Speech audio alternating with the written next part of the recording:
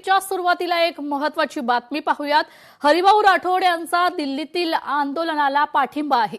Cockroach जनता पार्टीच्या आंदोलनाला पाठिंबा देण्यात आलेला आहे। सरकार आंदोलन दडपण्याचा प्रयत्न करत आहे असं राठोड म्हणतात, परंतु हा प्रयत्न सरकारवर बुमरँग होणार असं देखील राठोड यांचं म्हणणं आहे। माजी खासदार हरिभाऊ राठोड यांचं हे वक्तव्य आहे।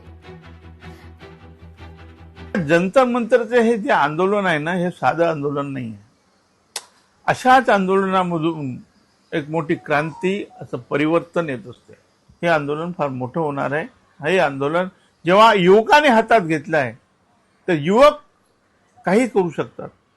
या देशामध्ये युवकांच्या हातात एवढी शक्ती आहे की ते बदल करू शकतात। आणि शिक्षणाशी संबंधित असल्यामुळे, शिक्षणाच्या संबंधित हा इश्यू असल्यामुळे याला प्रचंड असा प्रतिसाद देशभरातून येईल आणि हे आंदोलन पुढे पुढे सरकत जाईल आणि एक दिवस या आंदोलनामुळे देशात फार मोठा बदल होऊ शकतो।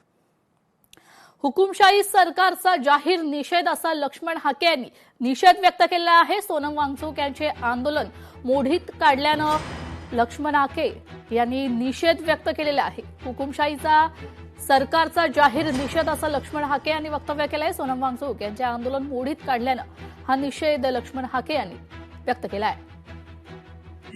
आज जंतर मंतरवरती विद्यार्थ्यांच्या आंदोलनावरती जो लाठीचार्ज झाला त्याचा मी निषेध व्यक्त करतो।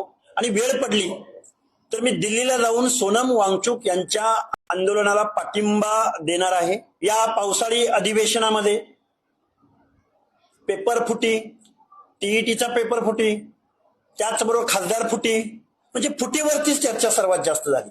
एक शिक्षकी शाळा या महाराष्ट्रातल्या बंद करण्यात आल्या आणि त्याचा परिणाम असा झाला 30 ते 40 हजार मुली शाळाबाह्य झालेल्या आहेत। लोकशाही मराठी ऐका, पहा, जागरूक रहा।